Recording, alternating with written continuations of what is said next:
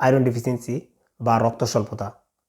আজকে আমি কথা বলবো রক্ত স্বল্পতা কী, কেন হয়, এর কিছু লক্ষণ এবং ভিডিও শেষে কথা বলবো কিছু খাবার নিয়ে যেগুলো খেলে রক্ত স্বল্পতা প্রতিরোধ করা সম্ভব। তাহলে শুনতে থাকুন। রক্তের একটি রোগ যেখানে লোহিত রক্তকণিকা বা হিমোগ্লোবিনের মান স্বাভাবিকের চেয়ে অনেক কমে যায় বা রক্তের অক্সিজেন বহন করার ক্ষমতা কমে যায়। রক্ত স্বল্পতা কেন হয়? প্রথম কারণ হিসেবে বলা যেতে পারে আয়রনযুক্ত খাবার কম খাওয়া বা যেসব খাবারে আয়রনের পরিমাণ বেশি থাকে সেই সব খাবার কম খাওয়া। দ্বিতীয় কারণ হিসেবে বলা যেতে পারে ম্যাল অ্যাবজর্পশন বা আমরা যে সকল আয়রনযুক্ত খাবার খেয়ে থাকি সেগুলো স্বাভাবিক প্রক্রিয়া হজম না হওয়া। তৃতীয় কারণ হিসেবে বলা যেতে পারে আয়রনের চাহিদা অনুসারে আয়রন জাতীয় খাবার কম খাওয়া। এছাড়াও গর্ভবতী মা এবং যে সকল মায়েরা তাদের বাচ্চাদের দুধ পান করাচ্ছে তাদেরকে স্বাভাবিকের চেয়ে বেশি আয়রনযুক্ত খাবার খেতে না দেওয়া। চতুর্থ কারণ হিসাবে বলা যেতে পারে পেটে আলসার বা যদি কোনো বড় ধরনের সমস্যা থেকে থাকে তাহলে রক্ত স্বল্পতা দেখা দিতে পারে।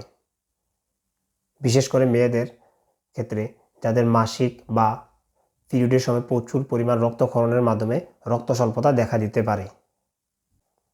এছাড়াও কিছু ড্রাগস আছে যেগুলো রক্ত স্বল্পতার জন্য দায়ী, বিশেষ করে ব্যথানাশক ড্রাগস। এইসব সকল ড্রাগসগুলো রক্ত স্বল্পতার জন্য দায়ী বলে গণ্য করা হয়। কী কী লক্ষণ দেখা দিলে আপনি বুঝতে পারবেন যে আপনার শরীরে রক্ত স্বল্পতা রয়েছে?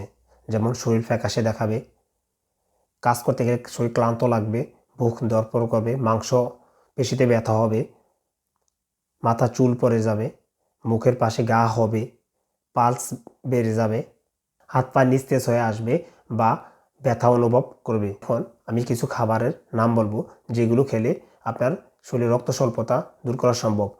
বিশেষ করে কচু শাক বা কচুরলতি। কচু শাক বা কচুরলতিতে প্রচুর পরিমাণ আয়রন থাকে।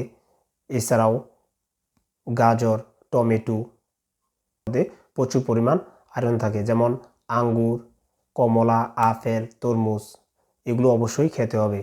এছাড়াও ওষুধের মাধ্যমে রক্ত স্বল্পতা দূর করা সম্ভব, যেমন ফেরাস সালফেট, ভিটামিন সি বা আয়রন রিপ্লেসমেন্ট হিসেবে রক্ত স্বল্পতা দূর করা সম্ভব।